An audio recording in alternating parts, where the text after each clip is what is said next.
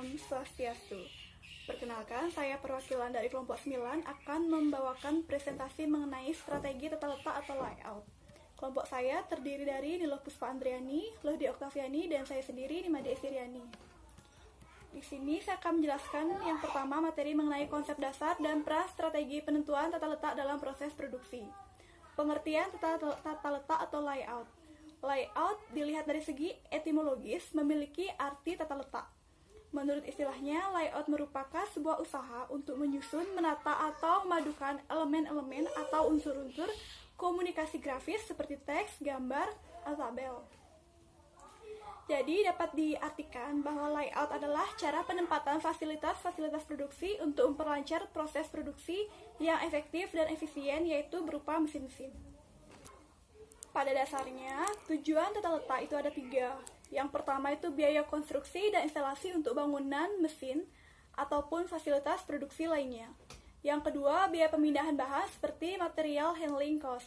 Dan yang ketiga, biaya produksi maintenance, safety, dan biaya penyimpanan produk setengah jadi.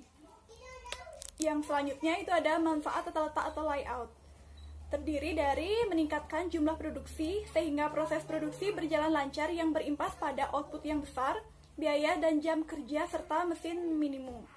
Yang kedua, mengurangi waktu tunggu, artinya terjadi keseimbangan beban dan waktu antara mesin yang satu dengan mesin yang lainnya.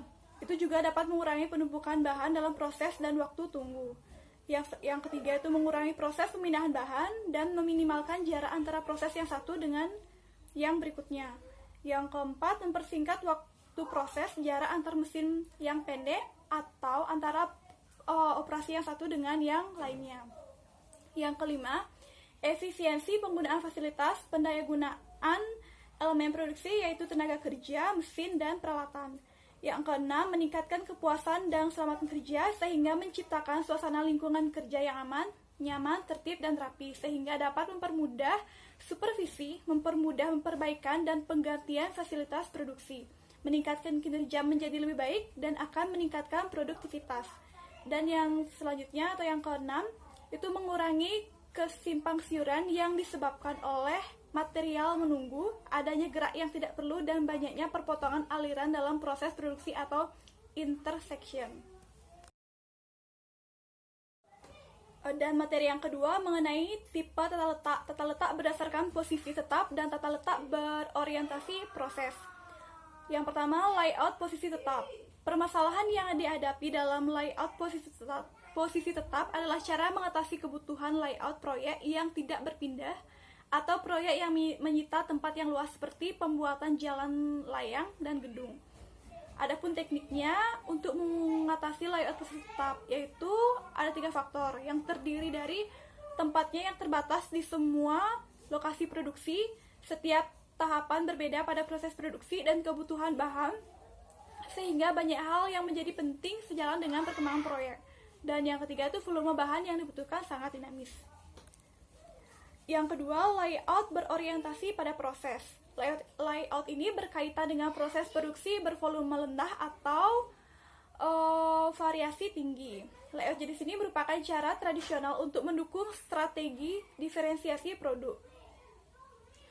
Pada prosesnya disebut job shop, yaitu tiap produk dalam kelompok kecil melalui urutan operasi yang berbeda. Tiap produk atau pesanan yang sedikit diproduksi dengan memindahkannya dari satu departemen ke departemen lain dalam urutan tertentu tiap produk. Kelebihan dari layout ini adalah fleksibilitas peralatan dan penugasan tenaga kerja. Sedangkan kelemahannya, layout ini pada peralatan yang memiliki kegunaan umum, waktu produksi menjadi lama karena memerlukan waktu lama untuk berpindah dalam sistem karena sulitnya penjadwalan, perubahan penyetatan mesin, penyetelan mesin, keunikan penanganan bahan. Di sini materi yang ketiga mengenai tata letak berorientasi proses untuk sistem batch dan continue. Tata letak proses atau lazim disebut dengan functional layout adalah penataan tata letak di fasilitas dan mesin atau peralatan produksi yang dikelompokkan menurut kesamaan fungsinya. Ciri-ciri tata letak ini itu harus kegiatan pengolahan, atau pengerjaan produk berbeda antar batch yang satu dengan yang lainnya, atau antara pesanan pelanggan yang satu dengan yang lainnya. Yang kedua, produk yang dibuat tergolong produk yang tidak terstandarisasi, spesifikasinya disesuaikan dengan permintaan pesanan atau pelanggan. Volume produksi terbatas, tapi memiliki keragaman yang banyak. Mesin atau alat produk yang dipergunakan adalah mesin atau peralatan yang multiguna. Pelanggan yang menentukan desain atau spesifikasi produk.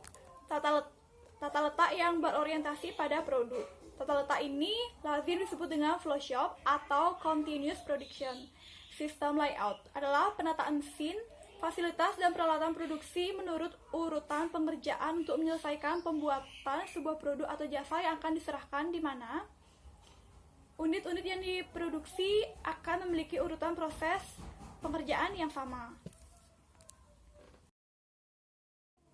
Dan di sini ada materi yang keempat, yaitu mengenai tata letak kantor, retail, dan gudang atau tempat penyimpanan. Tata letak kantor adalah pengelompokan pekerja, perlengkapan pekerja, dan ruang dengan mempertimbangkan kenyamanan, keamanan, dan pergerakan informasi.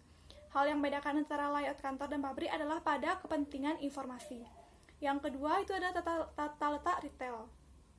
Tata letak retail didasarkan pada ide bahwa penjualan dan keuntungan bervariasi tergantung pada produk yang dapat menarik perhatian pelanggan. Dan yang ketiga itu ada tata letak gudang. Tata letak gudang adalah tempat untuk menyimpan material, baik bahan baku, barang setengah jadi, maupun barang jadi yang siap dikirim ke pelanggan.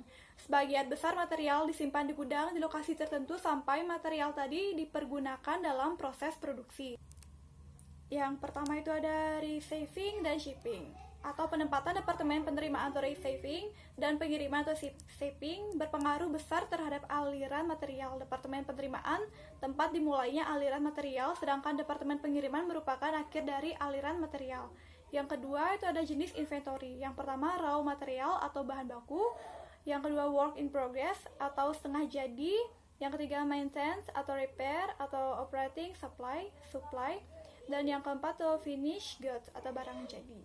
Yang ketiga itu ada penyimpanan sementara, suatu proses produksi yang dilakukan dengan melewati beberapa proses dan menghasilkan material setengah jadi, yaitu material yang harus menunggu dilakukan proses berikutnya.